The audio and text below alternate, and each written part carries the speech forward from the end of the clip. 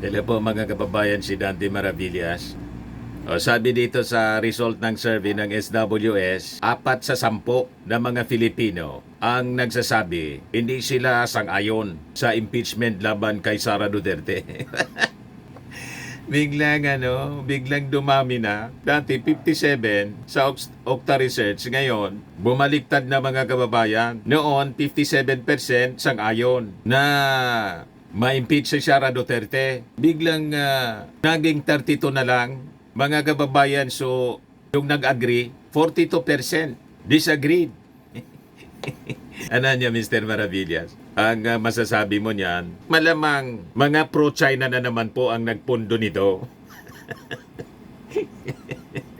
Aktibo po ang mga pro-China dito sa Pilipinas para pilipitin ang isipan ng mga tao. Pero marami na po ang hindi na naniniwala sa survey kasi laging mataas ang ratings ni Sara. Si Sara na wala man pong ginagawa.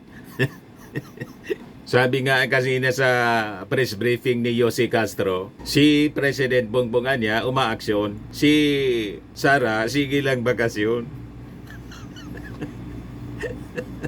Ayan pakinggan natin yung sinabi ni Jose Claire Castro. Tama naman po na ang bawat tao, lalong-lalo na po ang public servant, ay dapat nananalamin at ina-assess niya yung sarili niya kung siya ba'y nagtatrabaho, namumulitika o nagbabakasyon lang. Ang Pangulong Marcos Jr., alam po niya ang direksyon niya. Alam po niya ang dapat na gawing trabaho at yan po ang pinag-uutos sa lahat ng public servants, lalong-lalo na po sa ilalim ng executive department. Ang utos sa amin ay magtrabaho. Iwasan ang pamumulitika. Nakita niyo naman po siguro, kanina lamang po ay pinasinayaan niya ang pagbibigay ng 387 na ambulances para sa mga LGUs natin. Nakita niyo na rin po kung paano siya tumulong na mapaunlad pa ang sektor ng agrikultura.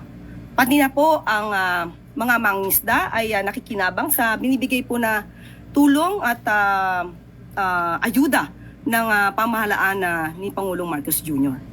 Hindi po nag-aaksaya ng panahon ng ating Pangulo para tumulong sa taong bayan.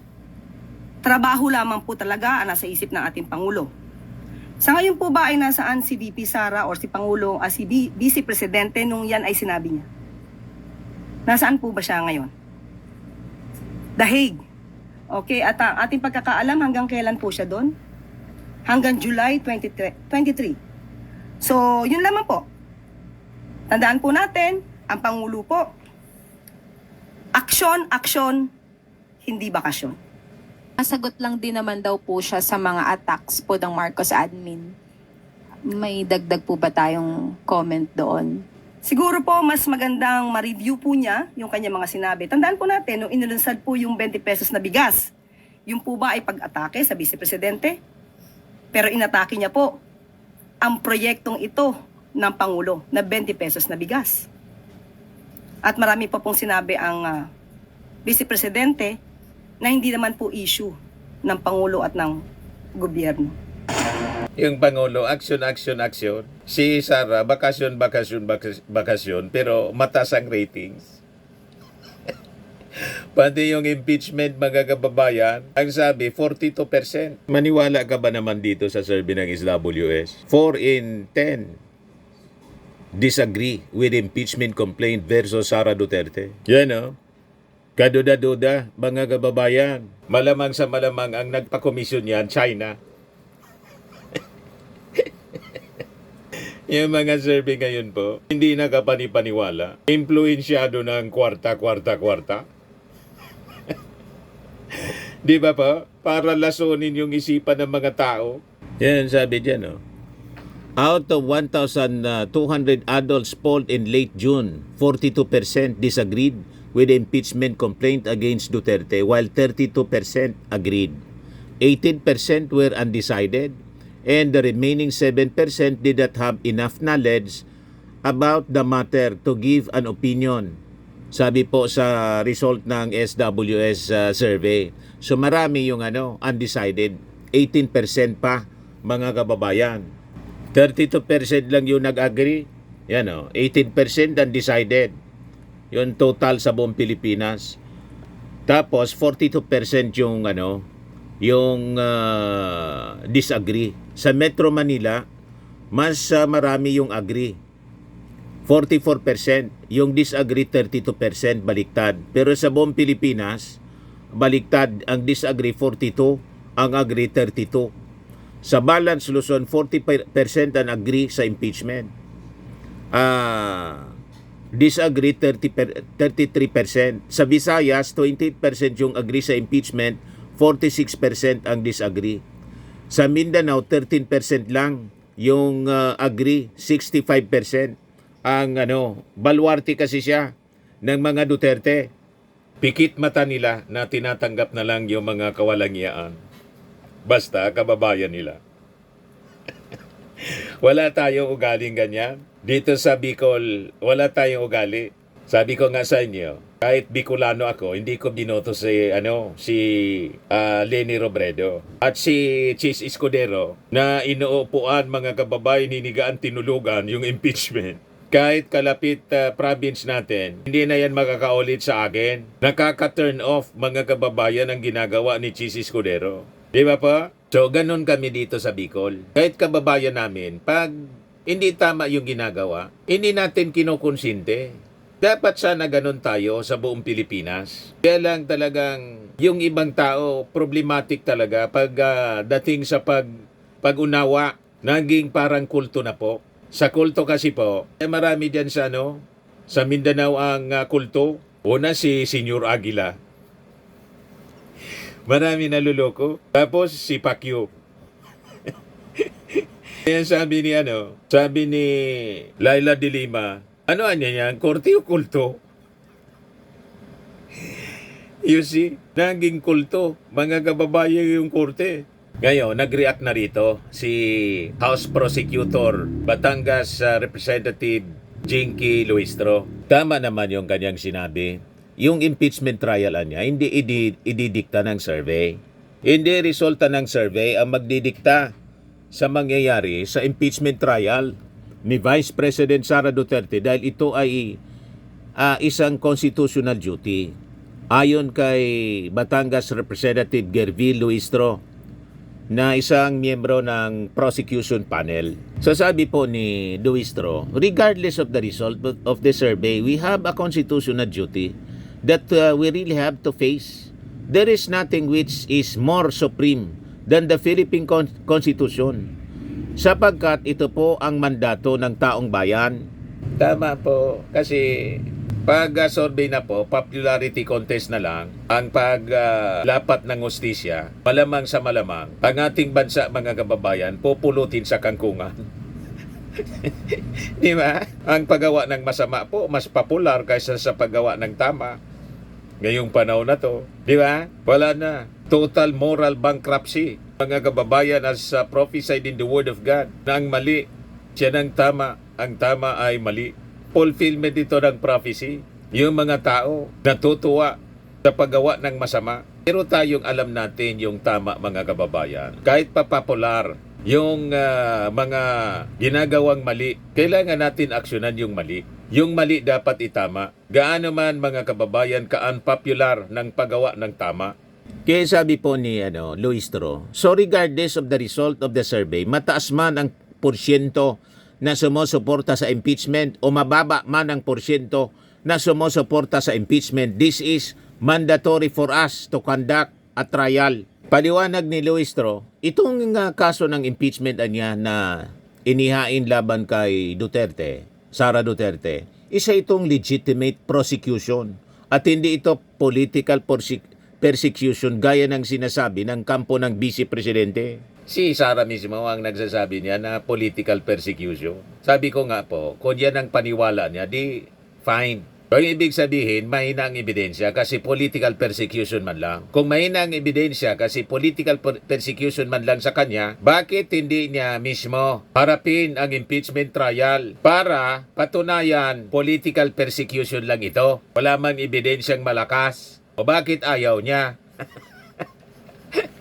O di ba? Ang laro ng kanyang mga kakampi sa Senado, parehas ng laro, game plan ng defense. Idiskaril ang trial. Wala na dapat mangyaring trial. Yun ang ipupus ni mga kababayan. Hindi nagbabago posisyon ni Senator Bato. Nagpapresun kanina. Ayan Senate 20th Congress Jurisdiction.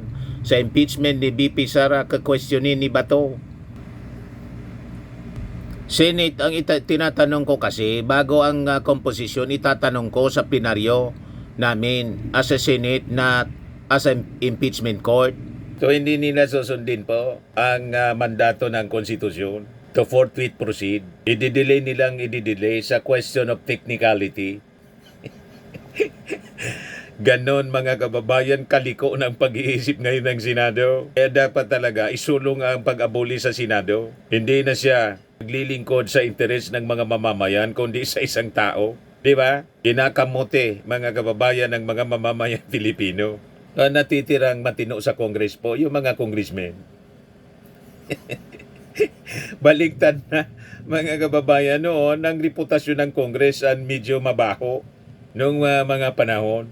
Pero ngayon bumaligtad, ang napakabaho na po ang reputasyon yung Senado. Yung Congress ngayon, pag nagsasagawa ng mga hearing, talagang pinapanood ng ating mga mamamayan. Nagugustuhan nila yung mga Quadcom investigation po sa Congress. Sa Senado po, ang medyo matino na lang na natira si Coco Pimentel at si Risa Ontiveros. The rest po, lahat na yata nabubulok na nabubulok na kamatis. Di ba? So it is a legitimate prosecution yan. Hindi political persecution, sabi ni Luistro. Kung walang ebidensya, that is political persecution anya. Pero kung may ebidensya, that is a legitimate prosecution. As far as we are concerned, we have ample and strong evidence supporting the 7 articles of impeachment. Inamin naman ni Luistro na maaring mayroong epekto sa sentimiento ng publiko ang mga naging pahayag ng mga senator judge at popularidad ni Duterte. And that is why there is a need really for us to proceed to the presentation of evidence so that the people will have an ample opportunity to assess really if we have a basis to proceed to this. Pray for that. That is of course the removal and the perpetual disqualification. Hinimok niya ang kalagahan na makita ng publiko ang mga ebidensya sa isasagawang impeachment trial upang makabuo ng angkop na opinyon. Kaya dinidelay mga kababayan ng mga senador para mapagod ang ating mga mamamayan at sumang-ayon na lang sa kanilang narrative. Ay yung yung CBCP nag-react na po. Mamaya basahin ko po sa inyo yung reaction ng Catholic Conference, Catholic Bishops Conference of the Philippines. So sabi ng representative ng Batangas, the people are entitled to see the evidence of the prosecution so that at the end of the day, sabi ko naman, after we are done with the presentation of evidence, they can either vote to convict or to acquit. So I believe there is nothing to lose if they will allow the prosecution to proceed with the presentation of evidence, sabi po ni Luistro. Yun ang tama po. Tingnan na yung ebidensya. Sabi ko nga po, bakit ba naman natatakot sila sa Senado? Unang-una, marami silang kakampi ni Sara. So bakit ayaw nilang ipresenta yung ebidensya? Natatakot ba sila na magdesisyon ng akwital? Kung makita ng publiko na talagang napakalakas ng ebidensya laban kay Sara Duterte pero inakwit nila? Diba? So lumalabas, takot na takot yung mga senador. Nakakampi ni Sara, despite na pwede naman sila na mabumutong akwital. Kasi sigurado, pag inakwit nila si Sara, sira na po ang kanilang politika.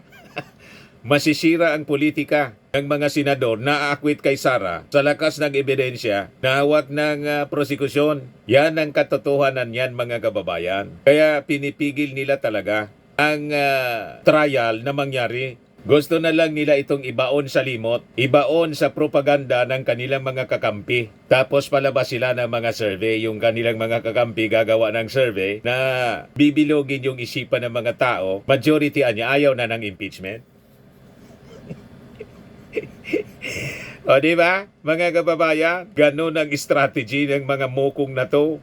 Sa survey, mga kababayan ng SWS, 44% ng mga Filipino naniniwala na dinidelay talaga ng Senado ang impeachment trial kay Duterte. Ito yung sabi ng CBCP. CBCP disturbed by Senate inaction on impeachment case. We are disturbed, anya, by the delay in the Senate in executing the constitutional demand for impeachment process. Sabi po ng CBCP, the bishops emphasize that the impeachment, if pursued with integrity, is a legitimate avenue to uphold transparency and accountability in public office. Cardinal Pablo Virgilio David reminded senators that the role is a solemn mandate and not a matter of political discretion. The CBCP also called on Filipino faithful to reject moral indifference and take an active role in national discourse. We call on our faithful to listen to all sides with openness and foster a culture of engaged citizenship rooted in our Christian faith. Sabi po sa statement ng CBCP. Di ba, mga kababayan?